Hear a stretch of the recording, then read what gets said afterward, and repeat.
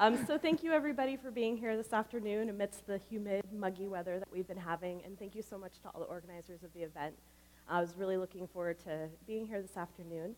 And so I'm an anthropologist, and what that means is that I study culture, and I really like to study culture through studying food because it's sort of one of the most tasty and delicious and wonderful ways to do research. What I'm going to be talking a little bit about today is some impacts around migration really close to ourselves here in Burlington. And that question that really keeps me up late at night, the question that I think is going to animate me for the rest of my life, is why is it that those people that are directly responsible for putting food on our plates, whether it's in the kitchens, in factories, in poultry processing facilities, in farms, among farm workers, are those individuals among the most food insecure people in our country? So that question I'm not going to answer in 15 minutes. There's no way. It's not possible. It's a history that goes back to slavery, prior to slavery. It's not something that I can really address. But what I do want to talk about is this emerging applied research project, starting out with an applied project that seeks to increase food security and food access among Latino migrant workers here in Vermont. So there's this concept that anthropologists use. It's this idea of foodways. Some other people like to use it as well. And it's a notion that allows us to think about how people eat, the ways that people eat in a particular period, in a particular time, in a particular geography. And migrants really push us to rethink that idea of foodways because they actually bring foodways sometimes from as far as southern Chiapas to northern Vermont. And so really thinking about how borders and boundaries among us are really a lot more fluid than we often really think they are. So I want to give you a little bit of a context of what's happening in the state of Vermont, some very contemporary kinds of issues.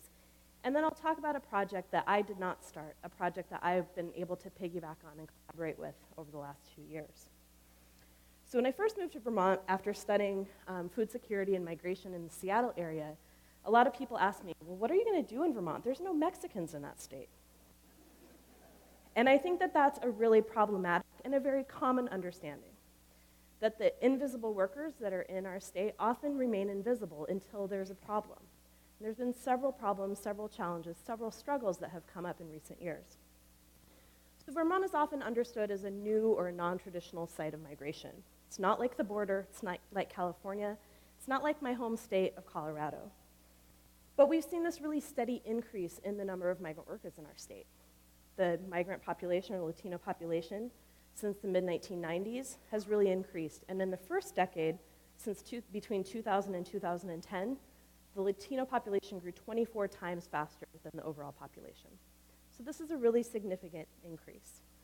And as I'll talk about, dairy work specifically is a particular and kind of a unique way that workers interact with the food system. Because it is year-round work, things like the H-2A visa program that brings seasonal workers, those don't really fit so easily with the conditions of work and the conditions of labor that these people experience. And Vermont, many of us know that live in this state, is the second whitest state in this country, meaning the white demographic is the most prevalent other than Maine. So when we have this kind of an increase of population, there's this interesting contradiction that happens where people are both invisible in their workplaces, but the second people enter the working landscape outside of maybe the dairy where they work, they're hyper-visible. And so recently, the last 2 years, especially since I moved to Vermont 2 years ago, there's been some really active solidarity work, advocacy work, largely at the part of an organization named Migrant Justice, but also through UVM Extension's Migrant Ed program. Really great work to think about how are the needs of this particular community different than those people that are visiting perhaps the Burlington Farmers Market. So when I first moved here, I quickly started thinking about milk a whole lot, which is interesting. My parents actually owned a Baskin-Robbins while I grew up. And so I think about it in a much different way now. But Vermont, of any state, is the most dependent upon dairy production. So if the dairy industry were to fall out, our state's economy would be really in a sad situation. But since about the 1940s, we've had a tremendous loss of dairy farms. This is not only unique to Vermont, but also other dairy-producing states. And across the food sector, what we see is this increasing consolidation. We've heard about it already today, that farms are getting bigger, but they're getting fewer. And many times that consolidation process actually is accompanied by the increased reliance upon hired migrant labor. So it's estimated, these are all estimates, that maybe about 2/3 of Vermont's dairies employ migrant labor. Perhaps as much as a half of all the milk in this state is produced by migrant labor. And there's been some good work that's happened from this university, some great research looking at healthcare access, looking at some of the particular health anxieties that people might have in the dairy industry. But not a lot has really looked at their food access, and that's kind of the niche that I'm hoping to carve out. So I think if we all think about why we leave our house on a daily basis. We come to work, we might go to school, but going out for that quick gallon of milk on our way home depends a lot upon our own sort of mobility privileges, the ability to move around, operate within the environment that we live in a pretty, and relatively easy way. For migrant workers, this isn't the case. And there's been a lot of great work that's looked at the prevalence of food insecurity in other states of the country. So among farm workers in North Carolina and farm workers in California and along the border, it's been found that farm workers experience food insecurity at 3 to 6 times the national average, which the national average is right around 11, 12%. So what that means is 1/3 to 2/3 of farm workers are going hungry. And I think if we think about that, that's just kind of mind-boggling. How can we get to a point that that is even a possibility? So my goal is to look at this over the coming years. I'm a new faculty member. This is a 10-year project, got to write a book. And that's my plan. But what I want to talk about is some applied work that I've been involved with. And I'm an applied anthropologist. Thinking about doing work that doesn't ever touch anyone's sort of real everyday life is not really something that makes me at all excited. So over the past 2 years, I've been involved with a project called Huertas. And Huertas was actually not started by me. It was started by Naomi Wolcott-McCausland, who is the UVM Extension staff. She's here today. She's also a master's student in CDAE. We also have been working really in depth with Jessie Mazar, who's a recent UVM grad. This was a great component of her education here at the university. And what we've been trying to do is to build gardens, pretty small gardens sometimes as small as an above-ground pool that we filled with dirt and put some tomato plants in. Sometimes as large as this room in some case. I would say this part of the room, maybe not the whole room. And what we really are thinking about is how can we connect this population that is really pretty isolated and really doesn't have a lot of mobility access to foods that are not only fresh, but local, and something that people really understand and is meaningful in terms of what they eat. So my work has been really to connect student volunteers, to think about the long-term sustainability of this project. And starting May of last year, I had the opportunity to travel through parts of the state that I had really never been through before. I have never seen a cow giving birth, and it's amazing. So I look over, and this cow's giving birth as we're doing one of these site visits. And I'm like, oh my God, what's wrong with that cow? Farm workers are like, that happens all the time on dairies. They weren't very surprised. So these kinds of realities, these kinds of stories are things that I'm really trying to learn more about through this project. Before we headed out, Jessie and I did some site visits at the end of the growing season, much more exciting than the beginning of the growing season, it turns out.